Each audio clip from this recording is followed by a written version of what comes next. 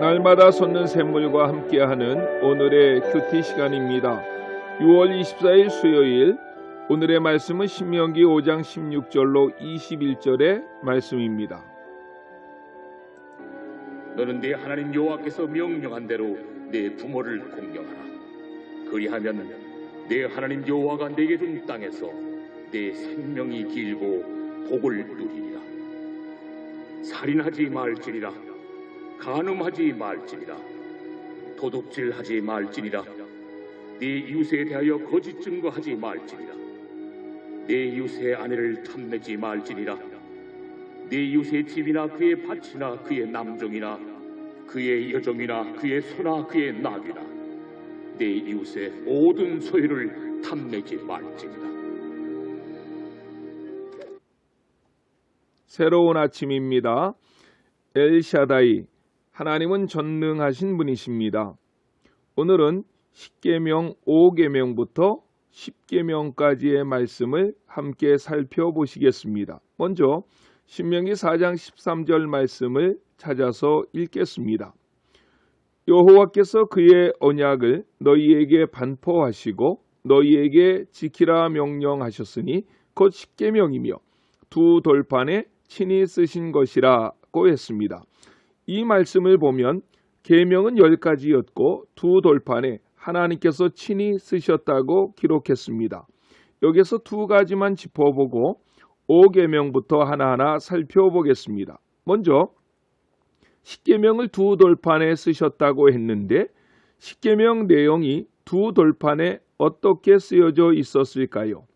여기에는 3가지 정도의 이론이 있습니다. 첫째는 양쪽 돌판에 똑같이 1계명부터 10계명까지 적었다는 견해이고, 둘째는 한쪽에는 1계명부터 4계명까지 적었을 것이고 다른 한쪽에는 5계명부터 10계명까지 적었다는 견해이며, 셋째는 한쪽에는 1계명부터 5계명을, 다른 한쪽에는 6계명부터 10계명을 적었다는 견해입니다. 성경에 정답은 없습니다. 그렇지만 그렇게 주장하는 이유를 우리가 살펴볼 수 있을 것입니다. 첫 번째, 양쪽에 똑같이 1계명부터 10계명을 적었다고 주장하는데 여기에는 언약신앙을 강조하는 분들이 이렇게 많이 주장합니다. 마치 아파트 전세 계약을 할 때 똑같은 문서를 2장 적어서 하나는 주인이, 하나는 입주자가 소유하는 개념으로 동일한 것을 2개 만들었다는 것입니다.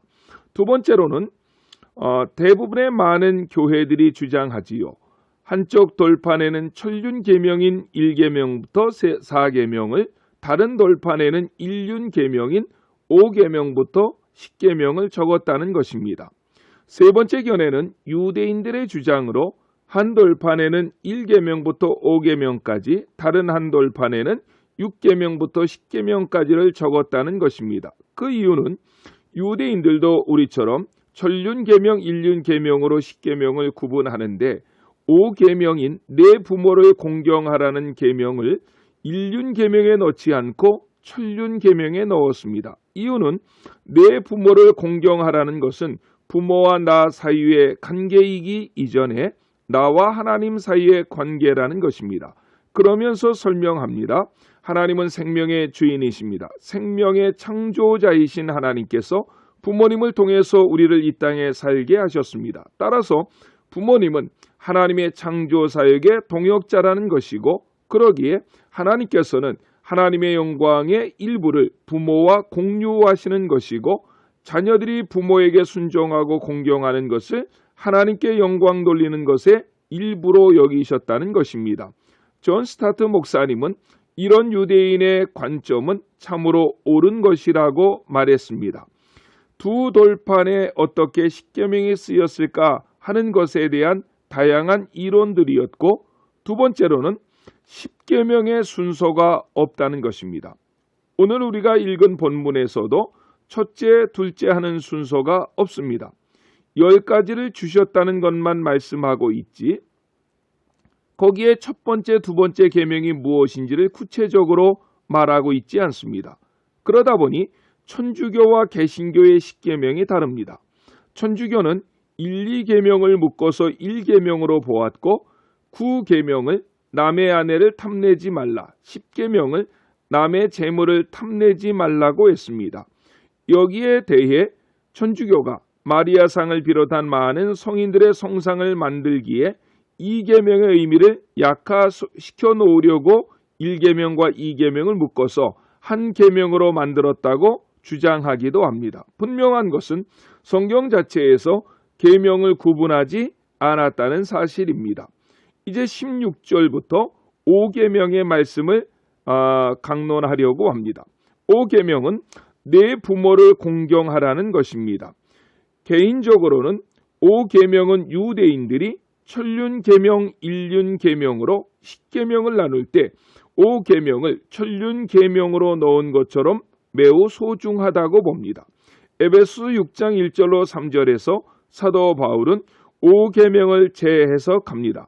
자녀들아, 주 안에서 너희 부모에게 순종하라. 이것이 옳으니라. 내 아버지와 어머니를 공경하라. 이것은 약속 있는 첫 계명이니 이로써 내가 잘되고 땅에서 장수하리라 라고 하셨습니다.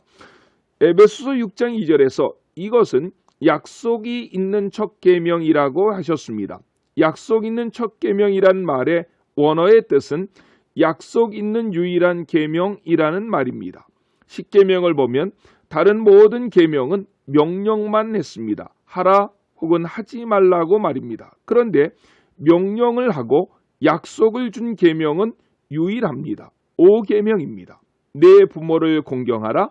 그리하면 내가 내 하나님 여호와가 내게 준 땅에서 내 생명이 길리라고 말입니다. 이 약속을 에베소 6장 3절에서 사도 바울은 내가 잘되고 땅에서 장수하리라고 설명했습니다. 이 말씀을 믿습니다.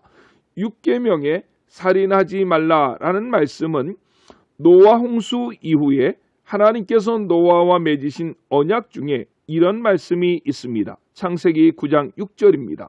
다른 사람의 피를 흘리면 그 사람의 피도 흘릴 것이니 이는 하나님이 자기 형상대로 사람을 지으셨음이니라고 했습니다. 살인은 하나님의 가슴에 못을 박는 행위인데 왜냐하면 모든 사람은 하나님의 형상으로 창조함을 입었기 때문입니다. 7계명은 간음하지 말라고 하셨습니다. 하나님은 에덴 동산에서 한 남자와 한 여자를 만드셨습니다. 말라기 2장 15절에서는 이 사실을 매우 재미있게 표현합니다. 하나님이 능력도 있으셨고 에덴 동산에는 사람을 만들었던 재료인 흙도 많이 있었지만 한 남자와 한 여자만을 만드셨다는 것입니다. 이는 경건한 자손을 얻고자 하심이라고 말씀했습니다. 결혼 제도는 하나님이 만드신 제도이며 이것이 무너지면 그 아픔이 후손에게까지 이어갑니다. 그래서 예수님은 7계명을 100배는 더 강력하게 지킬 것을 말씀하면서 마태복음 5장 28절에서 이렇게 우리에게 명령하십니다. 나는 너희에게 이르노니 음욕을 품고 여자를 보는 자마다 마음에 이미 간음하였느니라 라고 말입니다. 8계명은 도둑질하지 말라고 하셨습니다. 자족하는 삶을 살라는 것이고 감사하는 삶을 살라는 것입니다. 있는 자들을 향해서는 내 가진 것을 나누는 삶을 살라는 하나님의 말씀입니다. 9계명은 내 이웃에 대하여 거짓 증거하지 말라고 하셨습니다. 이것은 공의와 정의에 대한 것입니다. 재판에서 공의와 정의는 반드시 실천되어야만 합니다. 오늘날은 무전유죄, 유전무죄라는 말이 나올 정도입니다. 하나님이 가장 미워하시는 모습입니다. 모세 시대에는 DNA 조사도 과학수사대도 없었습니다. 그래서 공정한 재판을 위해서는 증인에 의존했습니다. 두세 사람의 증인이 있어야 판결할 수 있습니다. 재판이 끝난 다음에는 돌로 사람을 쳤는데 맨 처음 돌은 증인이 던지게 했습니다. 마지막 양심에까지 호소한 것입니다.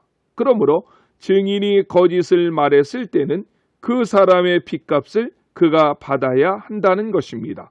십계명은 내 이웃의 아내나 집을 탐하지 말라는 것입니다. 십계명의 특징은 다른 계명은 행동을 다루었는데 십계명은 마음의 동기를 다루었다는 것입니다. 바로 탐심입니다. 어떻게 보면 모든 죄는 여기에서 출발합니다. 그래서 골로새서 3장 5절에서 사도 바울은 이렇게 말씀합니다. 그러므로 땅에 있는 지체를 죽이라. 곧 음란과 부정과 사욕과 악한 정욕과 탐심이니 탐심은 우상 숭배니라고 말씀했습니다. 사도 바울은 십계명의 의미를 그의 신학적 통찰력으로 로마서 13장 9절로 10절에서 매우 잘 정리해 놓았습니다. 간음하지 말라, 살인하지 말라, 도둑질하지 말라, 탐내지 말라 한 것과 그 외에 다른 계명이 있을지라도 내 이웃을 내 자신과 같이 사랑하라 하신 그 말씀 가운데 다 들었느니라. 사랑은 이웃에게 악을 행하지 아니하나니 그러므로 사랑은 율법의 완성이니라 라고 했습니다. 10가지 계명은 내 이웃을 내 자신과 같이 사랑하라 하신 말씀 가운데 다 들어 있습니다. 그리고 이웃 사랑은 율법의 완성이라고 했습니다. 성경 율법의 요약은 하나님 사랑, 이웃 사랑인데 보이지 않는 하나님을 어떻게 사랑합니까? 결국 이웃을 사랑하는 것이 하나님을 사랑하는 것입니다. 그래서 십계명을 정리하는 오늘 본문의 제목이 내 이웃을 사랑하라는 것입니다. 이 말씀을 기억하시고 믿음으로 오늘 하루도 한 주간도 우리의 남은 생에도 살아가시는 저와 여러분 모두가 되시기를 주님의 이름으로 축원합니다. 기도하시겠습니다. 사랑의 주님 감사합니다. 우리는 십계명의 말씀을 들었습니다. 십계명의 결국은 내 이웃을 사랑하라는 것입니다. 그리스도 예수의 심장으로 이웃을 사랑하며 순간순간을 살아가는 모든 성도님들이 되게 하여 주시옵소서. 예수님의 이름으로 간절히 기도드렸습니다. 아멘.